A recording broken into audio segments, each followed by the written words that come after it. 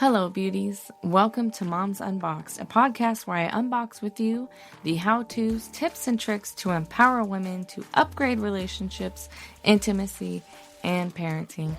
I'm your host, Melanie Carolyn, a multi-dimensional woman, life coach, lover, and mom who's made a lot of fucking mistakes. If you want to live a sensual and liberated life, you've come to the right space. Don't forget to follow Moms Unboxed because you don't want to miss an episode.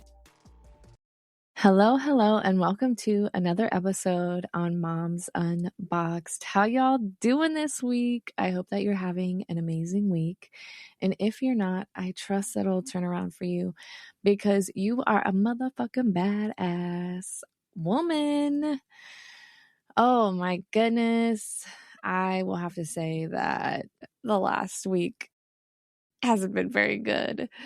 And I live in Washington State, Pacific Northwest, baby. During the winter, my mental health is not okay. So if you're feeling that same way, hit me up in my DMs at Moms Unboxed on Instagram. And let me know how you're doing because I feel so alone in this. Like, no one talks about seasonal affective disorder enough. And the effects that it has on your mental health, the way you care for your body, and how sluggish and fatigued it makes a person. Like, it's unreal. And yeah, I just felt the need to share because I don't want you to be alone in your depression or seasonal affective disorder if that's what you're experiencing from lack of sun and not being able to get out in nature as much. I need some girlfriends to talk to. Like, I need community, especially with other women and mamas who are experiencing the same shit. Like, literally Thursday, I had a major breakdown and I bawled my eyes out in the shower. It was unreal, but it was also this very good emotional release and a really good time for me to be completely honest within myself as to what choices that I have made in the past that haven't been in alignment with where I wanted to go. And part of that was having to be really honest about a business contract that I was in that just didn't feel in alignment anymore. It was causing me more stress and pressure. I felt like super shitty at what I was doing. And it just wasn't conducive to good mental health. And so I had to talk to my business coach about it. And that was a really hard choice. But she complimented me on my self-leadership and my awareness to be able to say, hey, I noticed this isn't right for me. And she was totally willing to work with me. And I'm so grateful for that. So when you notice in your body things aren't in alignment for you, ask yourself, what steps can you take in order to bring more happiness and joy into your world? Or if it's people that you're around that you just don't feel good about, or you're saying yes when you really want to say no, what steps can you take in order to start caring for yourself and living by standards in which bring you into alignment with your needs, wants, and desires? And lately, the last 2 weeks, we have been talking about healing from a toxic relationship. And as much as I do, that toxic and unhealthy relationships are not in alignment with what you want.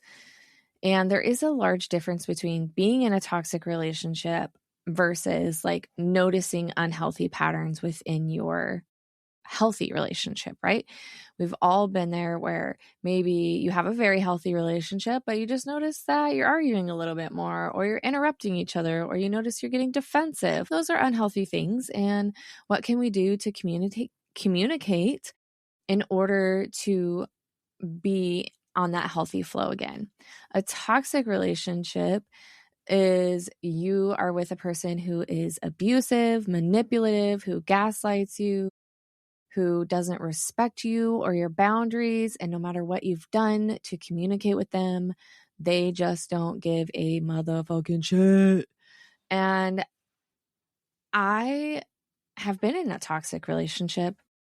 And let me tell you, they are one of the most difficult situations to get out of. In fact, there is research that shows that getting out of a toxic relationship, like you actually leaving one, is where domestic violence increases in the relationship. And that's when women get hurt the most, is when they're trying to leave. So if you are that mama, that woman out there who is trying to leave a toxic relationship, babe, have a game plan. Have someone with you when you are trying to make that exit. Pack your bags when they're not around. Make sure you have a job lined up, or you are in a job so you can support yourself financially. You're leaning on friends and family. You're letting them know what's going on. And I find when we are putting on this mask and we aren't allowing ourselves to be completely honest with people that love us, that want to support us, and we try to do it alone, is when we struggle getting out of that relationship the most. And I wanted to share some facts that were like super devastating to me. In the US, nearly 1 in 4 women experience severe physical violence and sexual violence and or stalking by an intimate partner in their lifetime. And 1 in 3 women have experienced some form of physical violence. And on average, nearly 20 people per minute are physically abused by an intimate partner in the US. 20 people per minute. That is motherfucking insane to me. That is devastating. So devastating. So I'm going to say this number right here, right now. Grab your pen. If you are in a toxic relationship, in a domestic violence situation, here is the number. It is online 24/7 and it is confidential. It is 1-800-799-7233. That is 1-800-799-SAFE is that word, which is 7233. And as always, if you are needing some strategies or you need someone to talk to, I'm always here for you. DM me at Mom's Unbox on Instagram. You are not alone in this. With that said, I have done part 1, part 2, healing from toxic relationships. And part 1 was around acknowledgement and having greater awareness around where you've been triggered and where you've been hurt and how you need to heal. And part 2 was investigating those triggers, really understanding within yourself, where do those triggers and emotions reside in the body? Why do those triggers come up for you? And when we understand those parts of ourselves, the trauma, the triggers, the emotions, that's when we really get to do that integrative healing work. So today, part 3, we are talking about release and integration. So really allowing ourselves to heal and move forward from the toxic relationship. If you have a girlfriend or a mommy friend who is in a toxic relationship, or they're healing from one, please send them these episode series. It's extremely important that we are spreading awareness around women in toxic relationships and how we can heal. We are out of the relationship, or we're almost out of the relationship. I hope that we're out of the toxic relationship, because that is literally what I advocate for women living liberated, sensual, and unboxed life. And that means that you are living happy, healthy, and in love with who you are and what you're doing in your life. So healing a toxic relationship is an ongoing journey. Healing doesn't mean that we, take time to heal and then we're never affected by our past. And that's why we talk about triggers so much and understanding those triggers, because there's going to be layers of healing that you're going to move through. When I was going through my divorce, and yes, it was toxic in its own ways, for sure. I spent a year, literally, ladies, I'm so serious. I spent a year taking baths, drinking wine, and fucking crying. Like, that is literally all I did. I cried every day for months until one day I noticed, oh, I didn't cry that day. I was like, holy crap. I didn't cry. And then the next day, I didn't cry. And the next day, I didn't cry. And then I cried, right? And we are like 3 years out of that relationship. And I still have moments of shame and guilt, and I cry. And there's so many times when my ex and I are chatting about the kids where I literally want to tell him that I love him and I'm so sorry. Lately, I've been telling him I'm so sorry a lot because I'm noticing that there's still sadness within me. There's still so much guilt and shame around our divorce and how our relationship ended and the things that I did that was toxic in our relationship. And I have to move through that the best way that I know how. And healing is not like, it doesn't come with ingredients, okay? It doesn't come with an action plan. It's literally individualized. If you feel sadness within you, allow yourself to cry. Move that energy out and through you. If you feel like you're fucking angry, be angry. I talked last episode about different ways you can process that anger. Like, go find something at the Goodwill, an old ass microwave or whatever, and beat the shit out of it. Go get a pumpkin if it's like fall and smash that shit. Write a letter to your partner. Put everything, just fucking brain dump, emotion dump, all the things onto that letter and then burn it. We can make rituals out of the things that we do in order to alchemize our emotions. Emotions need to be felt. They're a part of you. They shouldn't be repressed. And when we allow ourselves to be witnessed in this way, that's when like more things start arising. And there was like a point in my life where I was like, I'm fucking tired of healing. Can we just be done already?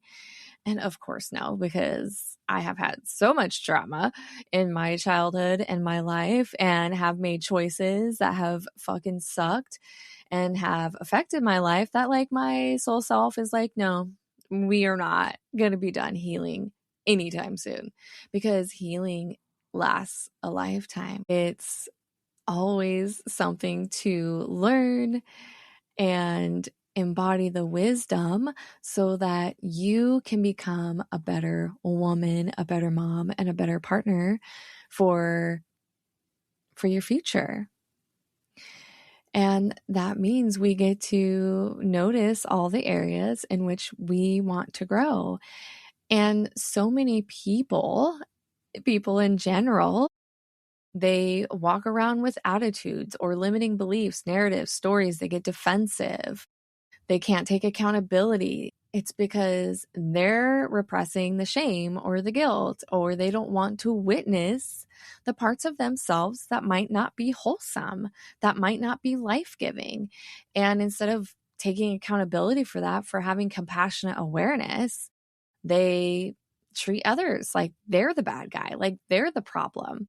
And this happens a lot in a toxic relationship when you bring an issue to your partner and say, hey, I'm noticing XYZ. If you are with a toxic partner, they're not going to take accountability. They're going to make you the problem. They're going to get defensive over you noticing and bringing something up to them. And that's the cycle. And you know that cycle if you've been in a toxic relationship. You're like, yep, I was blamed. I was gaslit.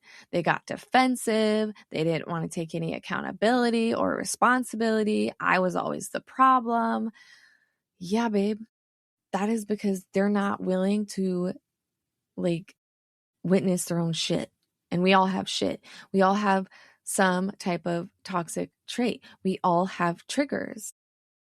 And the amazing thing is when you are healing and you are evolving as a woman and you're able to notice those red flags, as soon as you see them in another relationship, you're going to be like, no, we need to address this. We need to communicate. And I need to ensure that this relationship is in alignment with what I want for myself in my present and in my future, or we need to end things. And that sucks. And it's super hard to make those type of choices, especially when we love someone. But when you've healed from toxic relationships, like you're never fucking going backwards. That is a part of the self-leadership that you have gained and the wisdom that you have embodied within you to notice, like, when things aren't in alignment for you, or when you're unhappy, or when you're feeling like the joy is just being sucked away from you because the relationship or the people that you're spending your time with aren't healthy. We end up talking different. We present ourselves differently. We dress differently. We speak differently. We take accountability and responsibility, and we will start noticing this growth even within our friendships and our family. We're like, wow, I have really changed, and it's for the better. And it's because I went through this experience and now I know what to look for. I notice this in people. I am fucking aware, and I'm never going to place myself in a position where I am sacrificing my joy or my children's joy. And that is super hard, is like being in a relationship that's toxic when you have children. Like that's a whole ass level of, it adds another layer. It does, because you have your children involved and you have to recognize your children's emotions and how they're affected in the toxic relationship, and you have to protect them. That is your obligation as a mom, and getting away from a toxic person with children is hard. It's burdensome. It's difficult. You're not just caring about you, you're caring about your children and making sure that they're safe and they're protected. When we heal from the toxic relationship and we start embodying that wisdom and we transform, the warrior woman comes through. She will never allow yourself to be in another shitty situation again. She is your guide. She is your protector. Get to know her. Ask the warrior woman within, what is her name? What is her purpose? And if you're wondering, how do I embody the warrior woman? Girl, you're doing it. You're doing it by healing, learning the lessons and embodying the wisdom. You're doing it by noticing what is no longer in alignment for you. You're making different choices than you have in your past. You're not tolerating another man's bullshit. You are calling them out on the red flags that you see. You're noticing, you're witnessing yourself and what you're like, what your experience is in that new relationship. And it's natural to be healing while you're going through a relationship because, like I said, there's going to be things that arise within you or things that come up where you're like, oh, I was triggered by this. Let me investigate this. Why am I triggered?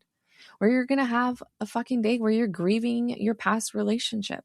And that's okay too, because the partner that you're with, whether you are or not, is going to be compassionate. They're going to be understanding. They're going to be a support to you to help you through that. And if you're a single mama, girl, fucking kudos to you. Give yourself a freaking hug. Love on yourself abundantly, because it is not easy to heal alone. Lean on your friends, lean on your family. Make sure you're taking that time for yourself, but also taking time to surround yourself with people that love you, that can support you and have a good cry with you. In order to expand, we have to contract. And that's what healing is. It's expansion and contraction over and over. What are those instruments? It's like the piano with on the side and you go back and forth. Oh my goodness. I can never remember that instrument, but that's literally like the demonstration of healing. Like you're going back and forth, contraction and expansion.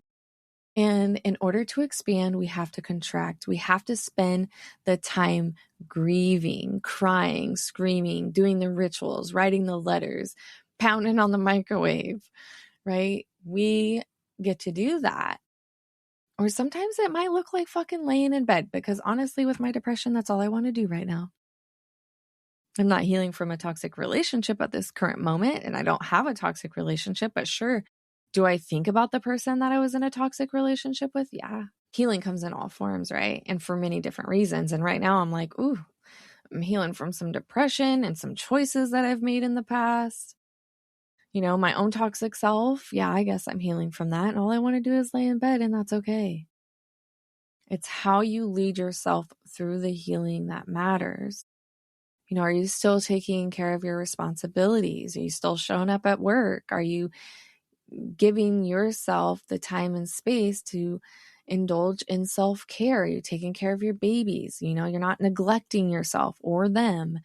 It's like leading yourself and making choices that are in alignment with you while you're healing. And you'll notice, like, shit, I'm getting stronger.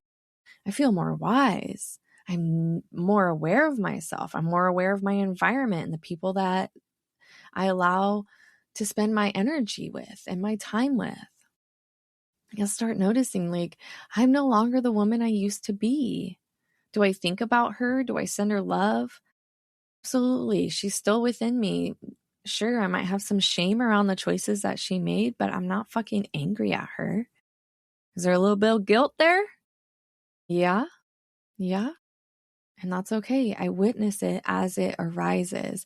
I allow myself to feel those emotions and express them as it occurs. I don't repress myself. I don't fucking criticize myself or judge myself. I'm just holding the emotion and witnessing it with tenderness. I'm processing it the best way that I can.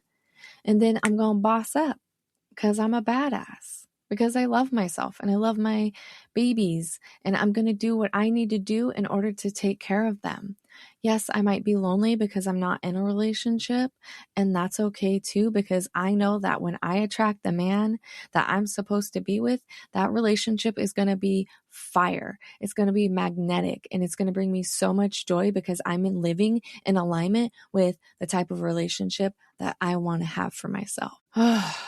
Deep breath. I know that talking about toxic relationships is a difficult topic, and we want to ensure that we are approaching ourselves with an abundant amount of love and patience, and that it's okay to not be okay.